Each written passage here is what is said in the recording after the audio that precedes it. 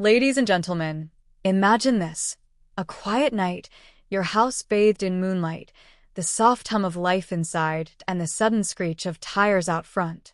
You sit still, heart fluttering against your ribs, as the delivery, your long-awaited package, arrives. Relief washes over you. You exhale. But what if your very relief is mistaken, and with that knock at your door comes something far more chilling than a neatly wrapped box? I want to open with a simple truth. In our modern world, we live tethered to deliveries: food, groceries, parcels, gifts, essentials. We trust the knock, the doorbell, the driver's call. And yet, hidden beneath the convenience lies a creeping dread. Occasionally, the delivery we invite into our homes brings with it shadows we never intended to welcome. Tonight, I will tell you true-to-life stories, whispered and shared, that will make your skin crawl, your heart pound, your breath catch, and maybe have you second-guess the next knock you hear at your door. Our first tale begins with a pizza delivery in the dead of winter. Snow lay thick on the ground, blanketing the streets in serene silence. Inside, a young couple in their 20s sat curled on the couch, shivering under a blanket, waiting for warmth and dinner. The phone buzzed. "Your pizza's outside." She ran to the door. He trailed behind. She opened it, but only the faintest sliver. No pizza box, just footprints in the snow leading from the curb to the door. Crushed snow saturated beneath her feet. Cold air rushed in as the door cracked open. She saw the signature styrofoam box half buried in snow a few feet away, its plastic leaking something red. The snow had melted into reddish slush, deepening into a smear. Her head spun. He grabbed a flashlight and stepped outside. The box lay there, the pizza cold and wrong. Burned across the top in dark patches were what looked like finger marks, deep grooves, jagged and unnatural, as if someone had tried to tear through the pizza. Inside, instead of pepperoni, lay fleshy strips of something sinewy, how synthetic flesh feels. They shrieked, dropped the box, ran inside, slammed the door shut, locked it. They never ordered again from that place. Even years later, the image, the texture, the smell, the visceral recognition, haunts them in dreams. Then there's the grocery delivery from a suburban street after dusk. A single mother, fragile from exhaustion, opened the door to collect her evening groceries. The driver's eyes were hollow behind the mask, but it was the red-stained gloves that paused her heart. The gloves were slick, the crimson dark, drying, but the faint scent of iron, copper. The bag he passed over felt heavy. Too heavy. She looked up, demanded the receipt. His voice, muffled, said, "Just sign." Her hand shook. She pulled back the bag in defiance. Inside was not fruits and vegetables, but a thick cloth bundle. She ripped it open. A pair of pale, long, human-esque hands, curled and stiff, lay inside, surrounded by torn packaging. She screamed. He turned, vanished into the night, the door slamming behind him. She called police, but no trace was found. Her mind replayed the glove-caked hands in that bag for weeks. She refuses to even look at raw chicken now. The sight of any flesh, real or fake, makes her flinch. Another story, whispered in a cafe late one night by a delivery driver friend, nearly turned my blood to ice.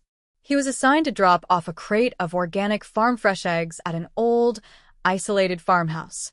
The sky had bruised into purple dusk, and the road was lonely. He pulled into the crooked driveway. The farmhouse's windows glowed yellow against the dark. He rang the bell. Silence. He stepped back. The door creaked open on its own. He froze. Then, from inside, a slow shuffle. Something took the crate from his hands. He peered in. There, in dim lamplight, stood a hunched figure, gaunt arms, protruding ribs, pale face, eyes too large, too unblinking. The figure grunted, accepted the crate, and walked back inside. The door closed. He called out nothing. He backed to his car, trembling, and sped away. He later told me the eggs were broken, ringed with unidentifiable red smudges, the yolks paired with something deeper, darker. He tosses eggshells into his trash bin on the other side of the street.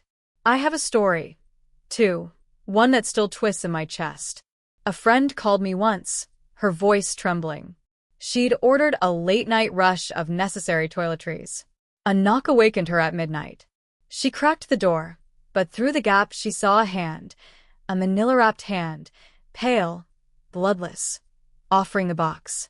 She yanked it inside and slammed the door, breathless. Something about the movement of that hand, the unnatural extension of each finger, the rubbery look, the corpse-like texture, made her gasp. She dropped the box. It bounced once, hit the floor.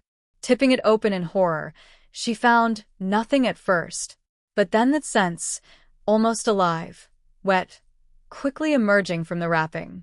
A single human eyeball, perched atop a steel coil like a sculpture of nightmare. She screamed into the night. The box rattled on the floor, the eyeballs staring, unblinking. She got the police. They swept the flat. But the package, the box, the eyeball, all vanished without a trace. She can't stand even the sight of paper packaging now. I heard of a couple who, during renovations, were having drywall and supplies delivered. A mistake, you'd think, but when the delivery men unpacked the drywall sheets, there was a series of deep, straight slashes across one sheet. It looked deliberate. Too neat to be accident. The drywall company said they hadn't marked it. The couple turned on flashlights and found faint fingerprints in dust on the edges, organic residue. The fingerprints pressed into the surface, pressed hard. The contractor pried it loose and tossed it. That night, through the half-built wall, they dreamed they saw someone pressing their fingers through drywall, reaching toward them, silhouette visible in the cold moonlight outside. Then there is the story of the floral arrangement that came to a sick neighbor. The neighbor, bedridden, received a delivery of flowers, bright, cheery daisies and lilies. The petals looked perfect, almost too perfect. The stems were slimy to the touch. The vase water, it smelled rotten, like meat left out. The caretaker tried to dump it.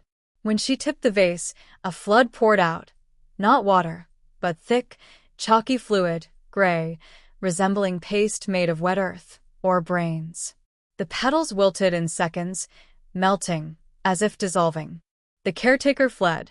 When the neighbor called florist, they said they had no record of sending flowers. That night, the caretaker kept doors bolted, nightmares of petals turning into human tissues, melting across the floor in rivers. One friend, let's call him Darren, had packages vanish from his porch repeatedly. So he started installing a camera. One night, the footage captured something waterlogged mist drifting across in the darkness. The camera filmed a figure, half visible, slinking at the periphery of view. His packages simply melted. One morning, he found only wet smear of untraceable goo where the delivery should have been. After that, nothing came. No packages, no drums, nothing. It was as though the thing waited, watched, and when it couldn't reach him through the porch, it prevented anything from arriving. He stopped shopping online entirely. Another, a delivery man himself, told of a routine package to a remote lodge in the woods. He knocked. There was no answer. Inside, through the half-open door, he saw a binder, notes on inventory, typed and neat, with documentation of future deliveries, including his own name.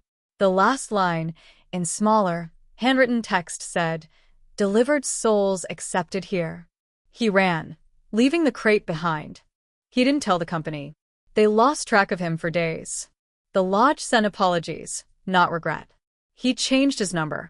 Now feel the weight of these stories, not with the cold dispassion of ghost stories, but the weight of real lives shaken, half-believed, recounted by ordinary people, by us. These are stories meant to unsettle not just because they are macabre, but because they exploit our trust, our routine, our reliance on delivery. You push the button, you wait. A package arrives, weatherproof, delivered. You open it, take it in, unaware you may be opening a riddle, a nightmare, a trap. And what of the emotional echo that lingers? In each account, there is relief shattered. The couple with the pizza, their hunger replaced by revulsion and fear, locked in flesh that breathed nightmares. The single mother frozen at her doorstep, trust recoiling in horror. The driver haunted by something grotesque he delivered unknowingly, the friend with the eyeball package, betrayal of safety in the dark hours, the drywall slicing fear into the walls of your home, the flowers melting into loathsome paste, deliveries dissolving into nothingness, packages stalling in mid-reach. Each of us has known the mental jolt of something expected and benign turning unbearably wrong. We rely on that knock or doorbell to bring us good things, but sometimes, in the pale afterglow of the porch light, that knock turns into something far more sinister. It's the inversion of comfort, trust twisted into terror, anticipation warped into dread. Imagine the emotion behind each bump in the night. The trembling in the chest that refuses to calm, the beads of sweat even when the night is cold, the way your throat clamps shut, and how your breath quickens, even in safety, how a peaceful evening becomes stained by the specter of what could have been behind that knock. Because fear isn't just about what's real in that moment, it's about what could be. It's in the backlog of unknowns. Who, or what, is at the door? What lies within the box? Was that a mistake? Or a message? There's something insidious in the everyday crossing into the abnormal. And so, we listen to these stories not to jump, or startle, or delight in horror, but because they remind us how fragile our sense of safety can be. They are warnings concealed in everyday transactions. They remind us to be cautious, to remain a little vigilant, to never grow completely complacent. But more than that, they are reminders of our vulnerability and of how quickly the ordinary can become the very site of our most primal fears. So, the next time the knock sounds at your door, remember those stories. The pizza with its jagged grooves and fleshy stealth, the gloves that dripped copper covers, the eggs replaced by strange hands in darkness, the drywall slashed by unseen fingers, the vase streaming paste in lieu of water. Let your heart pause. Let your head question. Not because the worst is likely, but because the possibility exists, and awareness is your first line of defense.